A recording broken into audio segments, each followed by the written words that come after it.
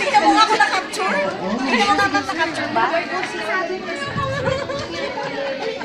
Na-capture siya. Wow, mahingi si Miss Norma. Okay, palakpakan naman natin si Miss Norma sa nagabot ng kakanin para sa atin. From Kaita. Okay. And, ayan, Miss Angel. Ayan, meron kami abot din from our division manager, Mr. J. Flores.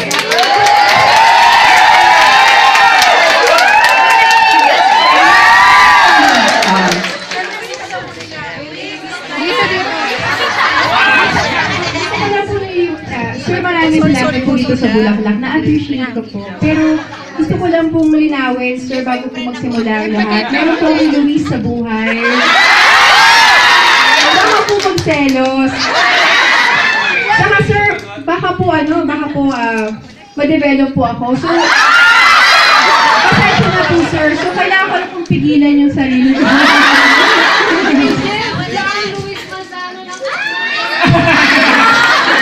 Mr. Angel, sabi ko nga kanina, nandito rin po si Luis mamaya. Talagang nagtilian sila. Sabi ko, pasensya na pero Luis Manzanas lang. Ako po yun.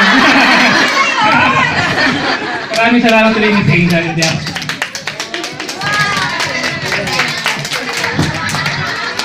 Thank you very much, Mr. J. Ayan, so umpisahan natin ang ating photo op. Diyan tayo dito sa side. Okay.